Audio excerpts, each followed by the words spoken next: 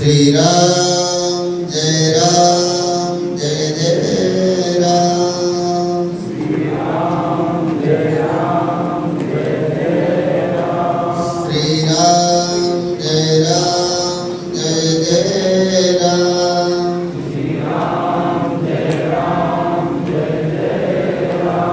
श्री राम जय जय राम। श्री राम जय जय राम।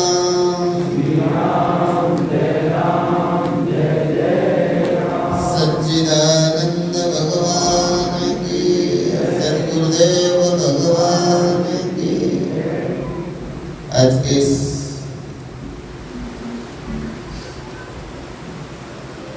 मंगलमय बेला पर प्रभु महाराज श्री का पावन दर्शन पावन सबके भक्तों को चले जाए।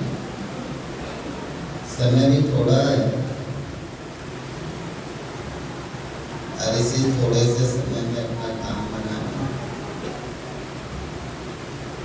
ये सत्संग का समय थोड़ा नहीं है, लाइफ भी थोड़ी समय के लिए, जीवन भी थोड़ा ही।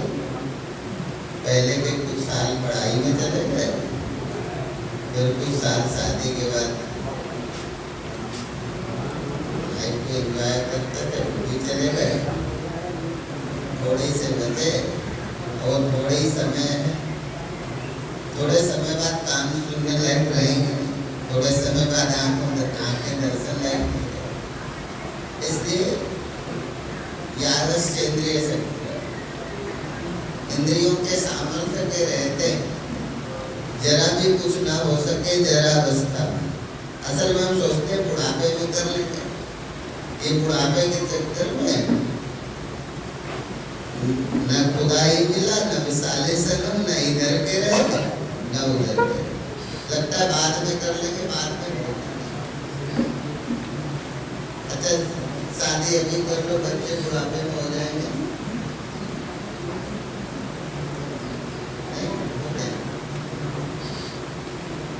ऐसे ही भगवान को पालेंगे। जब तक आपके आंखों में रोशनी है, आप देख सकते हो, तभी तक दर्शन का आनंद है और तभी तक दर्शन कर भी सकते हो। आंखों में देखने का सामर्थ्य ही नहीं होगा और नहीं होगा तो देख लो, कई लोग आपके आसपास पड़ोस में होंगे, मोहल्ले में होंगे, जिनको कम दिखाई देने लगे। अर्थात आंखों के सामर्थ्य के रहते हमें भगवत दर्शन, आंखों में देखने का सामर्थ्य हो तब गुरु के पास जब हम बैठ सकते हो, नहीं तो शरीर पीड़ा से भरा होगा। गुरु ध्यान कराएंगे, हम पीड़ा में लगे हो, बैठे तो होंगे और शरीर में पीड़ा हो, और पीड़ा हुई शरीर में तो एकाग्रता नहीं बनेगी, एक आसन नहीं बनेगा। इसलिए शरीर स्वस्थ रहते, शरीर स्वस्थ रहते। शादी करके बच्चों को ही जन्म नहीं देना, शरीर के स्वस्थ रहते, धन के लिए नहीं कमाना, शरीर के स्वस्थ रहते आत्मदर्शन भी करना। शरीर स्वस्थ होगा, आत्मदर्शन, आत्मा को प्राप्त करने का साधन, और ये साधन है। मनुष्य देह क्या साधन है? साधन नाम मोक्ष द्वारा पाई नदी कर लोक समाना सो परत तुम पावई सिर धुनि धुनि बचता है। कालई कर्मई ईश्वर मिथ्या दोष, ये साधन नाम असल में समझे नहीं, और संसार तो समझ आता है, और संसार का मालिक जो संसार का मालिक है उसके लिए हम अवेयर नहीं, सावधान नहीं। जो संसार का मालिक है उससे हमारा भी इंट्रोडक्शन हुए नहीं, परिचय हुए नहीं। संसार के मालिक से हम मिलेंगे, संसार तो भोगना चाहते हैं, संसार के मालिक से नहीं मिले। इसलिए साधन नाम ये केवल शादी करने के लिए नहीं, शादी करना भी भगवान का संकल्प है, घर बनाना भी भगवान का संकल्प। भगवान के संकल्प से सृष्टि का उद्भव हुआ है, प्रकट हुई है, भगवान के संकल्प से सब कुछ जरूरी है। और ये केवल साधन धाम और ये जो देह मिला है, ये देह मिला नहीं तो जानवर को भी शरीर मिला, वो भी संसार भोगता है। पर ये जो मनुष्य का देह है, जो देवन उनको प्राप्त है, जो देवताओं को मुश्किल से मिलता है, देवन उनको प्राप्त नहीं। गुरुवाणी में गुरु जन कहते हैं, भई प्राप्त मानुष देवरिया, गोविंद मिलन की जो तेरी बरिया, और काज तेरे देते न और कुछ भी कर ले, गोविंद मिलन की क्यों तेरी जगह। ये परमात्मा मिलने का साधन है, ये गोविंद से मिलने का साधन है।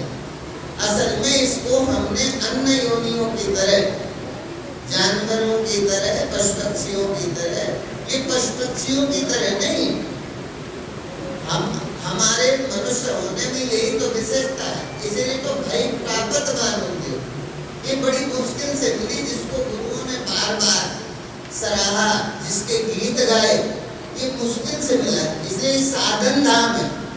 ये गाड़ी ऐसी है कि इस पर बैठकर संसार भी और संसार के साथ भगवान का भी दर्शन करें। ये भगवान को प्राप्त करने के लिए, पर कितने लोग हैं जो भगवान को, कई दफा हम लोग कथा भी करते हैं तो कथा के बैगन अलग और खाने वाले अलग। कथा तो सुखदेव जी महाराज ने, कथा तो गोकर्ण जी महाराज करते हैं, कथा तो भगवान वेदव्यास जी करते हैं। अलक्षलिंगो निजरावतुष्टा ततश्च बालाय अवधूत वैसा तम द्वयश्च वर्षम सुकुमार पादम करोर बाहुं सकपोल गात्रम। इसलिए जब कथा का संबंध में चर्चा होती है बहुत लोगों को बुरा लगता है, पर अलक्षलिंगो निजरावतुष्टा, जो कथा से लाभ, कथा से कुछ लाभ, कथा से जो धनोपार्जन नहीं करना चाहते, अलक्षलिंगो निजरावतुष्टा, जो अपने आत्म धन को प्राप्त होकर के संतुष्ट हैं, ऐसे महापुरुष, ऐसे वैष्णव जन। इसलिए कथाकार की चर्चा करते हैं, भगवान व्यासकार कहते हैं अलक्षलिंगो निजरावतुष्टा वृत्तश्च बालैर अवधूत वैसा।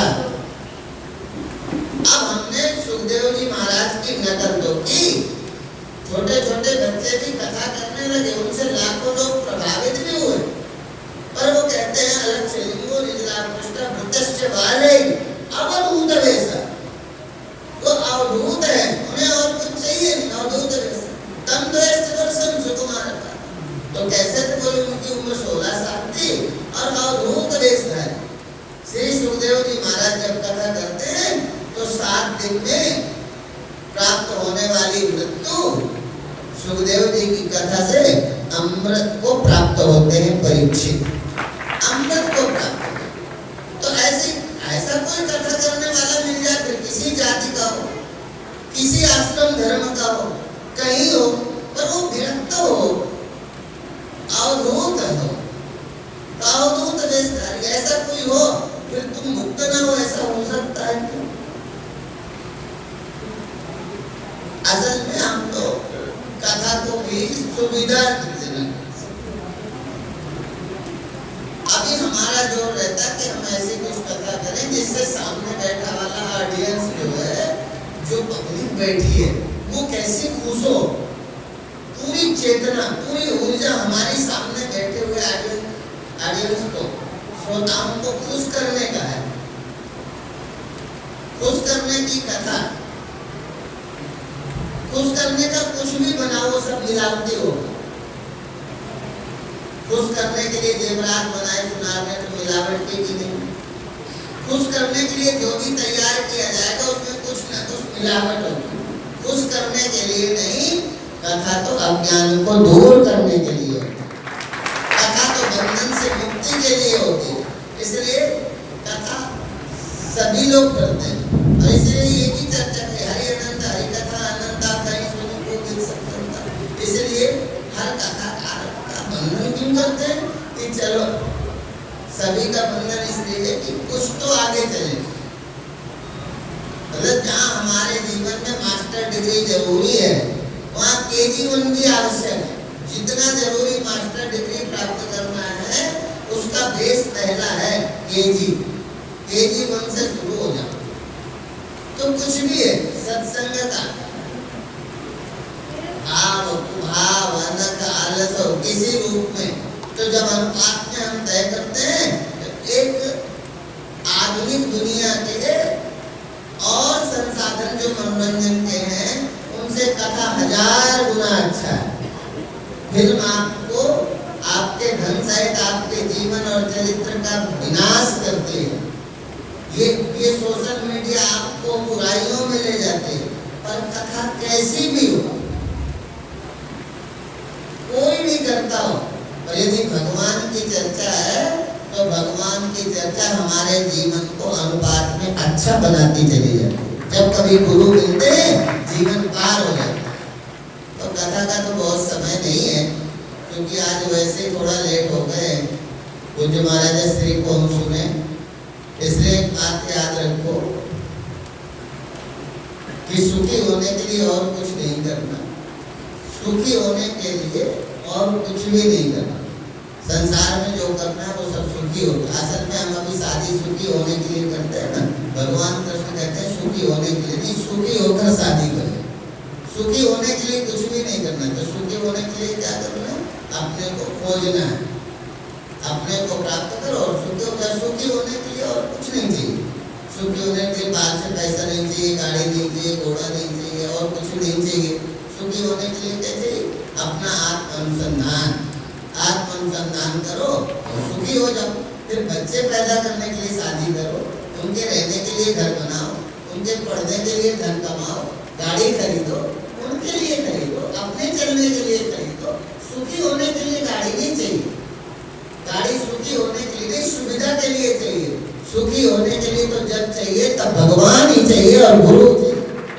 सुखी होने के लिए गुरु और भगवान चाहिए और संसार जैसे ही होता है। तो संसार के व्यवहार के लिए सब कुछ चाहिए, पर सुखी होने के लिए नहीं। और अभी बताओ, आप गाड़ी खरीदते हो सुखी होने के लिए कि जरूरत के लिए?